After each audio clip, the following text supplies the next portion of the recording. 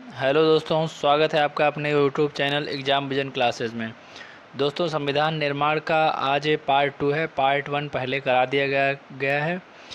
तो दोस्तों, क्या आप जानते हैं कि भारत का संविधान सिर्फ लिखा नहीं गया था, बल्कि उस पर लगभग 3 साल तक गहन चर्चा हुई थी।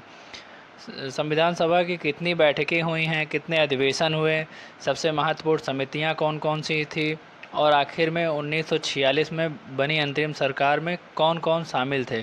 आज इस लेक्चर में हम इन सभी महत्वपूर्ण तथ्यों को आसान भाषा में समझेंगे। तो आइए दोस्तों, शुरू करते हैं। दोस्तों, एक बात आपको ये बता दें कि यह पूरा लेक्चर जो है ये हैंड रिटन नोट्स और कॉन्सेप्ट इस तरीके से पढ़ाया जा रहा है ताकि आपको रटने की नहीं, समझने की ज़रूरत पड़े। तो चलिए दोस्तों, शुरू करते हैं अपनी क्लास को। तो देखेंगे दोस्तों, यहाँ पर जो संविधान सभा की बैठक है, ये हुई कहाँ थी। पहली जो बैठक थी कहाँ संपन्न हुई थी। जो पहली बैठक आपकी वो संसद भवन के केंद्रीय कक्ष में हुई थी। ये पूछा गया क्वेश्चन, तो इस चीज़ को आप ध्यान रखिएगा। और उसके बाद में हम देखेंगे जो आपकी पहली बैठक है ये 9 दिसंबर 1946 को हुई थी। इसमें सदस्य 211 सदस्य उपस्थित थे। अच्छा, तो इसके अस्थायी सदस्य जो बनाए गए थे वो डॉक्टर सच्चिदानंद सिन्हा जी थे।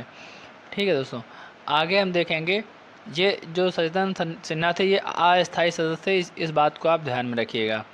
आगे हम देखेंगे तो 2 दिन बाद ही यहाँ पर देखेंगे आप 9 दिसंबर को बैठक हुई थी। तब अस्थायी अध्यक्ष सच्चिदानंद सिन्हा बने थे। उसके 2 दिन बाद ही 11 दिसंबर 1946 को स्थायी अध्यक्ष इसके डॉक्टर राजेंद्र प्रसाद बने थे, और इसके उपाध्यक्ष बने थे HC मुखर्जी। वहीं अगर संवैधानिक सलाहकार की बात करें तो कौन थे, VN राव। इन चीज़ों को आप एक दो बार वीडियो प्ले करके सुन लेंगे तो सारी चीज़ें आपको रट जाएंगी। आगे देखेंगे दोस्तों, तो ये जो आपकी ये संविधान सभा बननी थी, ये अगर आप संविधान सभा की बात करें तो इसका मुख्य काम क्या था भाई, क्यों बनी थी। तो इसका मुख्य काम था संविधान निर्माण, संविधान का निर्माण करना। ठीक है, तो इसमें हम देख लेंगे भाई क्या क्या चीज़ें हैं।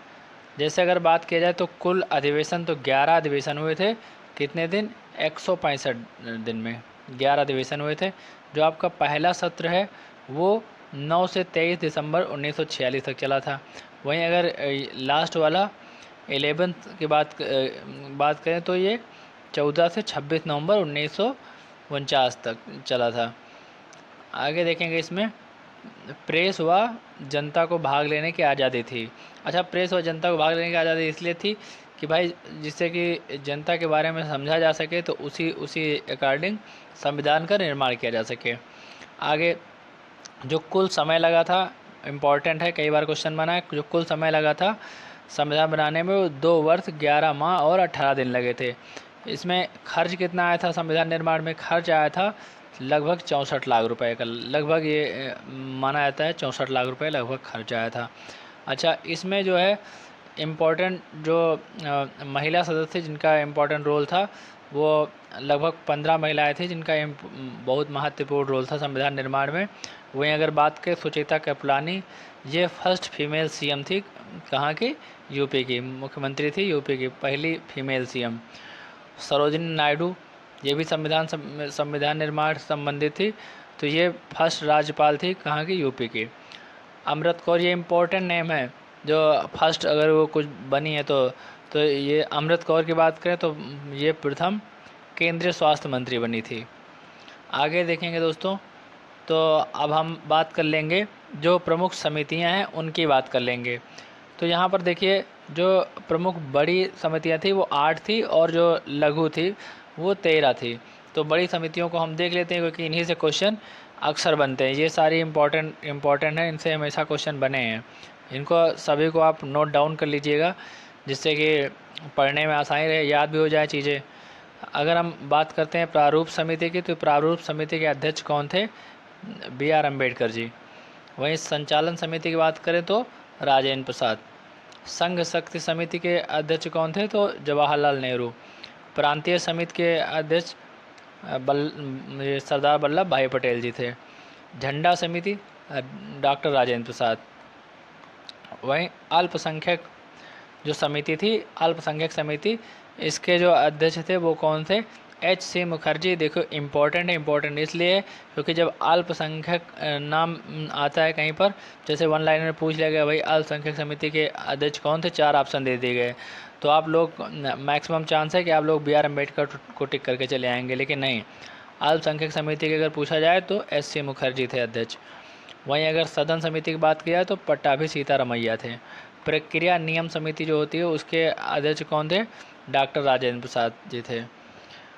तो आगे देखेंगे दोस्तों, आगे हम देखो यहाँ पर देख रहे हैं जो आपकी ये प्रारूप समिति थी, ये इम्पोर्टेंट समिति थी, तो इसको हमने यहाँ पर डिस्कस कर लिया है। प्रारूप समिति में कितने सदस्य थे? तो यहाँ पर देखेंगे प्रारूप समिति में आपके 7 सदस्य थे। ठीक है दोस्तों। अच्छा दोस्तों, अगर सभी अभी तक या जो लेक्चर है आपको समझ में आ रहा है तो वीडियो को लाइक कर दीजिए, वीडियो को लाइक कर दीजिए। और इससे क्या होता है कि हमें थोड़ी प्रेरणा भी मिलती है, तो कॉन्सेप्ट बेस्ड क्लास कराने में और अच्छा लगता है। और जो जिसने भी ये संविधान निर्माण का जो पार्ट 1 आया था, पार्ट 1 नहीं देखा है तो वो कृपया पार्ट 1 ज़रूर देख ले। हम इसी वीडियो में उसकी डिस्क्रिप्शन में लिंक डाल देंगे, तो पूरी देख ले। इससे क्या है कि जो सीरीज़ है वो क्रमबद्ध तरीके से हम पढ़ा रहे हैं, तो आप लोग क्रमबद्ध तरीके से देखते जाइए। चलिए शुरू करते हैं। तो आप देखेंगे जो ये प्रारूप समिति है, प्रारूप समिति में 7 सदस्य थे। अगर हम बात करें तो पहले सदस्य की तो B.R. अम्बेडकर जी, इनको क्या कहा जाता है? भारतीय संविधान का जनक कहा जाता है। प्रारूप समिति के ऊपर आपने देखा था प्रारूप समिति के अध्यक्ष भी यही थे। उसके बाद में दूसरे सदस्य हैं वो कौन थे? कृष्णा स्वामी अय्यर।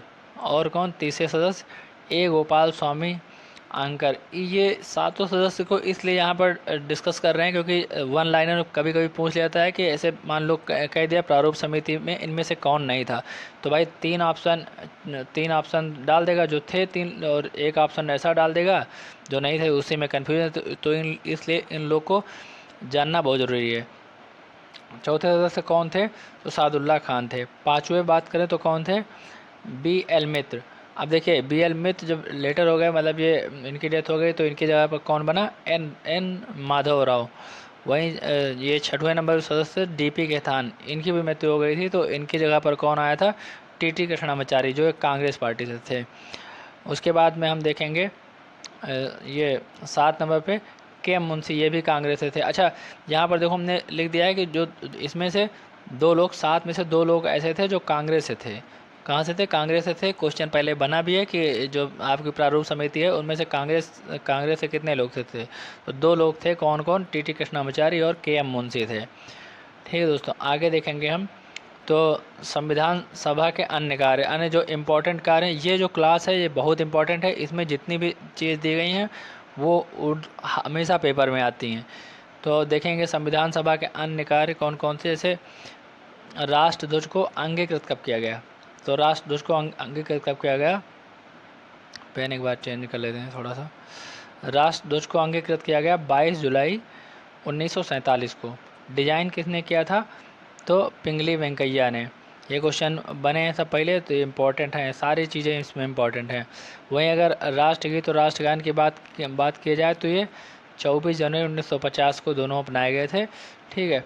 और थोड़ा सा इसमें देखेंगे हम 24 जनवरी 1950 की अगर हम बात करें तो इसी दिन डॉक्टर राजेंद्र प्रसाद जो है पहले राष्ट्रपति के रूप में बने थे।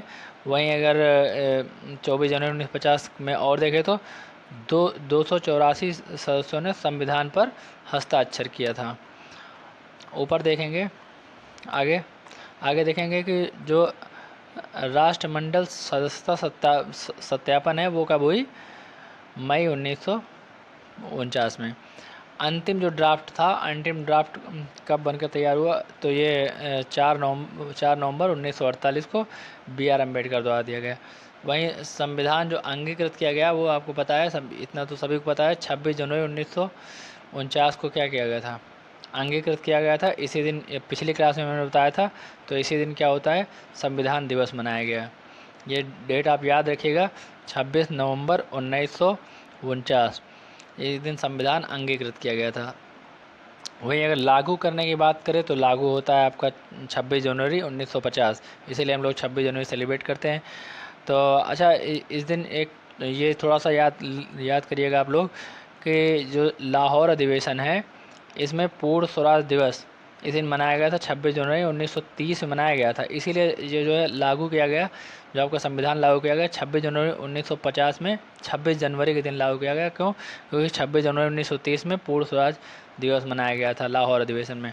वहीं अगर बात करें आगे, तो संविधान सभा का प्रतीक क्या है? हाथी। बहुत बार क्वेश्चन पूछा गया, यहाँ से लोग हमेशा कन्फ्यूजन में हो जाते हैं। संविधान सभा की बात हो रही, संविधान सभा का जो प्रतीक चिन्ह है वो हाथी था। और देखेंगे अन्य जो योगदान है, इनको एक बार देख लेते हैं, ये भी बहुत इम्पोर्टेंट है। जो अन्य योगदान है, तो अन्य योगदान की बात करें तो मूल संविधान के सुलेखाकार कौन है? प्रेम बिहारी नारायण रायजादा, इन्होंने अंग्रेजी में मूल संविधान लिखा था। वहीं अगर बात करें बसंत कृष्ण वैद्य की, तो हिंदी संस्करण। सजावट किसने की? सजावट के नंदलाल बोस ने। ये शांति निकेतन के प्राचार्य थे, इस चीज़ को आप थोड़ा ध्यान रखिएगा। ये क्या थे? शांति निकेतन के प्राचार्य थे। इनके शिष्य भी सजावट में मदद किए थे। उनका क्या नाम है? उनका नाम है व्यवहार राम मनोहर सिन्हा। ये इनके नंदलाल बोस के शिष्य थे।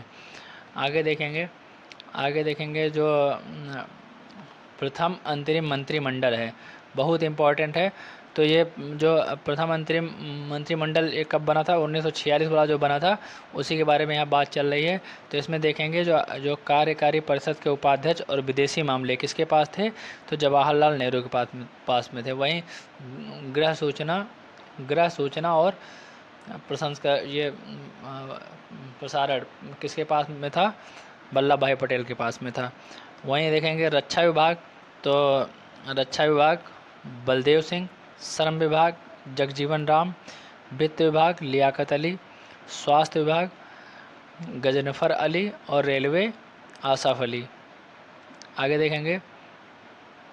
आगे बात करेंगे शिक्षा विभाग सी राजगोपालाचारी, कई बार क्वेश्चन बना। संचार विभाग अब्दुल रब निस्तार, विधि जोगेंद्र नाथ मंडल, खाद्य एवं कृषि राजेंद्र प्रसाद।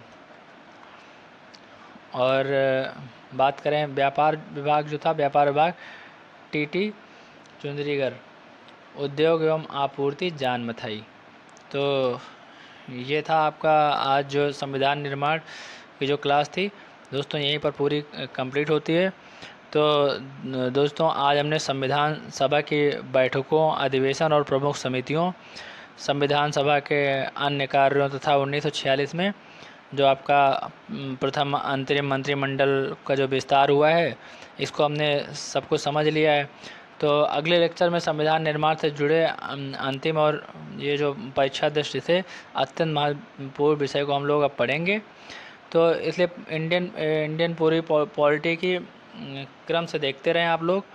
और अगर दोस्तों आप लोगों को क्लास पसंद आई हो तो चैनल को सब्सक्राइब करें और दोस्तों के साथ शेयर ज़रूर कर दें। मिलते हैं दोस्तों अगले लेक्चर में। देखिए, अगले लेक्चर के बारे में हमने थोड़ा सा यहाँ पर लिख दिया, आप लोग देख लीजिए। जो नेक्स्ट लेक्चर है उनमें हम क्या देखेंगे? उनमें हम देखेंगे संविधान की प्रस्तावना एवं विशेषताएँ। तो चलिए दोस्तों, फिर अगले लेक्चर में हम लोग मिलते हैं। धन्यवाद। जय हिंद।